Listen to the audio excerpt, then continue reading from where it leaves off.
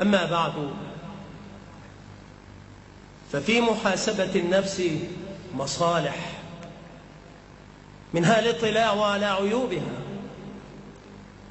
ومن لم يطلع على عيب نفسه لم يمكنه إزالته، فإذا طلع على عيب النفس مقتها في ذات الرب جل وعلا. وقد روى الإمام أحمد في الزهد عن أبي الدرداء رضي الله عنه قال: لا يفقه الرجل كل الفقه حتى يمقت الناس في جنب الله، ثم يرجع إلى نفسه فيكون لها أشد مقتا.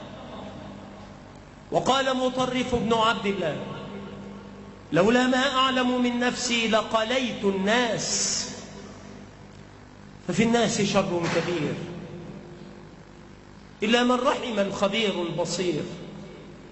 في الناس شر كبير، ومهما قلبت الناس خرج لك من وراء تقليبهم أمور.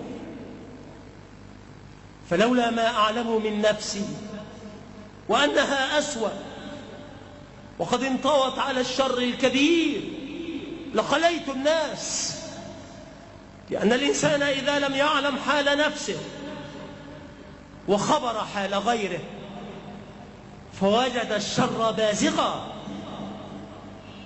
ووجد آفات النفوس حالة فإنه يمقت غيره، ولو علم نفسه لكان لها أشد مقتا.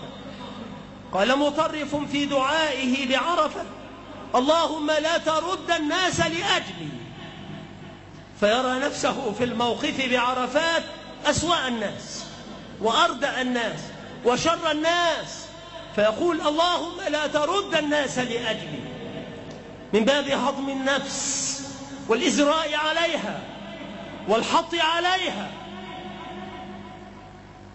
لأن من ذاق طعم نفسه هلك. فالنفس كماء البحر لا يشبع وارده مهما شرب منه، فما يزال يعب من ماء البحر حتى تنقد معدته، ولا ري ولا ارتواء. فاللهم لا تذقنا طعم أنفسنا يا رب العالمين. قال بكر بن عبد الله المزني: لما نظرت إلى أهل عرفات ظننت أنهم قد غفر لهم لولا أني كنت فيهم. وقال أيوب السختياني: إذا ذكر الصالحون كنت عنهم بمعزل. ولما احتضر سفيان الثوري دخل عليه أبو الأشهب وحماد بن سلمة، فقال له حماد: يا أبا عبد الله، أليس قد أمنت مما كنت تخافه وتقدم على من ترجوه وهو أرحم الراحمين؟ فقال: يا أبا سلمة، أتطمع لمثلي أن ينجو من النار؟ قال: إي والله إني لأرجو لك ذلك. أتطمع لمثلي أن أنجو من النار؟ عن مسلم بن سعيد الواسطي فيما ذكر ابن كثير في البداية قال: أخبرني حماد بن جعفر بن زيد أن أباه أخبره قال: خرجنا في غزوة إلى كابل وفي الجيش صلة بن أشيا، فنزل الناس عند العتبة فصلوا ثم اضطجعوا، فقلت لأرمقن عمله، فالتمس غفلة الناس حتى إذا قلت هدأت العيون وثب، فدخل غيضة قريبا منا، فدخلت على إثره فتوضأ ثم قام يصلي، وجاء أسد حتى دنا منه، فصعدت في شجرة فتراه التفت أو عده جروا، فلما سجد قلت: الآن يفترسه الأسد، فجلس ثم سلم ثم قال: أيها السبع، اطلب الرزق في مكان آخر. فولى وإن له لزئيرا أقول تصدع الجبال منه. قال فما زال كذلك يصلي حتى كان عند الصبح جلس فحمد الله تعالى بمحامد لم أسمع بمثلها، ثم قال اللهم إني أسألك أن تجيرني من النار ومثلي يصغر أن يجترئ أن يسألك الجنة.